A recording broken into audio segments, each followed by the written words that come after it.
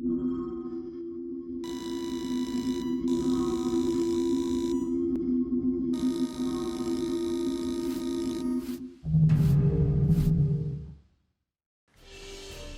hello, Internet. I'm Nathan Evers from the Digital Future Lab on the UW-Bothell campus. I'm also the art lead on our game, Ghostlight Manor. Check us out on the App Store or the Android Marketplace. So today we're going to talk about Ghostlight Beam Basics. Man, I love alliteration. All of this information is in our tutorials, which are levels 1 through 6.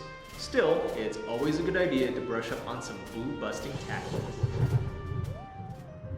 Hi, this is Jason, a member of the Ghostlight Manor team, with a tutorial covering everything you need to know about the different light beams you'll use to scare monsters and solve puzzles.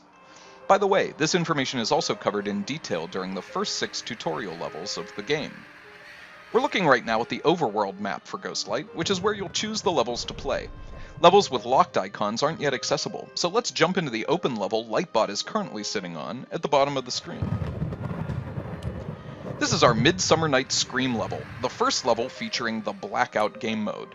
Blackout means there's no lights in this level other than Lightbot's beams, which make things a bit more challenging. Ghostlight Manor has 13 of these modes that we mix and match in diabolical ways, and I've chosen a Blackout level for this tutorial because it makes things really easy to see the different beams Lightbot has available. This is also a limited time level, so I'll need to be pretty quick.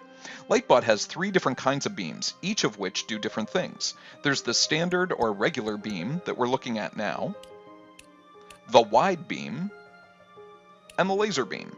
You can cycle through Lightbot's different beams by using the kidney-shaped swap button at the bottom right of the screen, and you'll use the round button beside it to shine the beam on the figures. We also have alternate controls available that are great for one-handed play. You can access those from the settings menu on the overworld map. All of Lightbot's beams do one of 3 things, depending on how much power they have available and what state the monsters are in.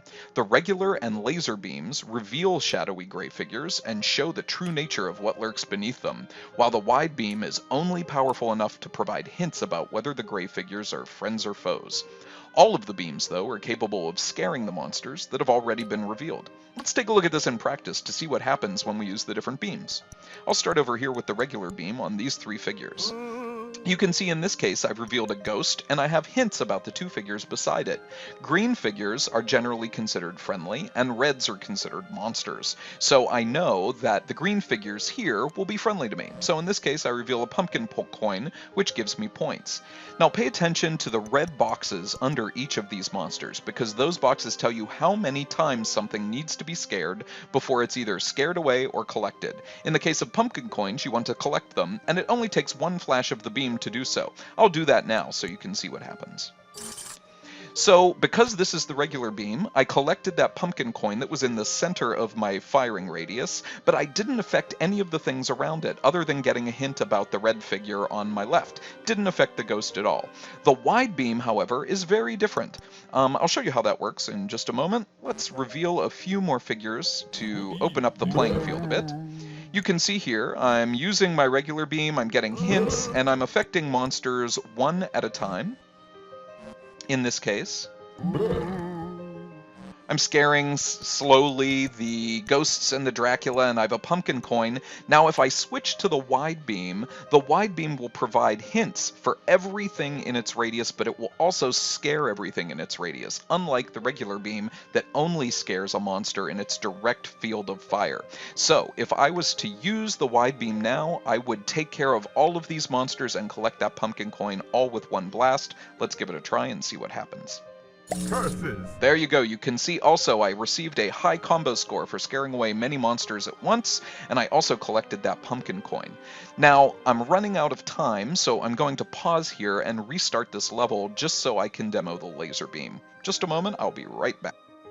Okay, I've reloaded the level and I've set up a situation where the usefulness of the laser is really highlighted, I think. So the laser, if you recall, will illuminate and scare away everything in a single vertical column. So you can see that that could be really handy. For example, I could collect both of these pumpkin coins at once. Could also reveal both of those hidden figures if I was curious. I can also scare away this ghost, and that's where it becomes really important. So if I tried to use the regular regular beam or the wide beam here, I would not be able to reach anything above the first row that it encounters. However, with the laser beam, I can get everything even if it's blocked by things in lower rows. This is especially important when you have an angry ghost.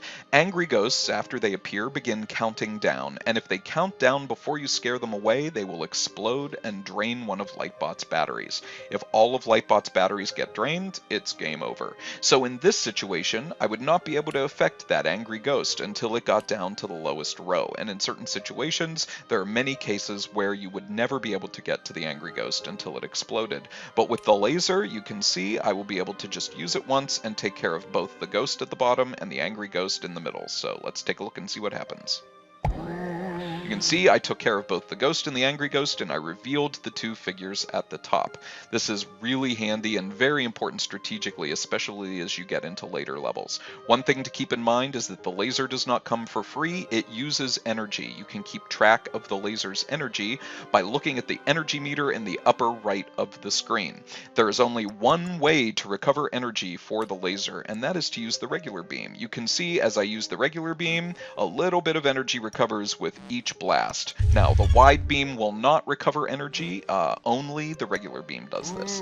So there you go, that is an overview of the beams. All of them are very important in your strategic arsenal to solve the different puzzles in the levels and to complete your journey to Ghostlight Manor. Good luck and happy hunting. Okay, how do you end these videos? You just wave at the camera until they, bye. Yeah, I don't know what I'm doing. Brain.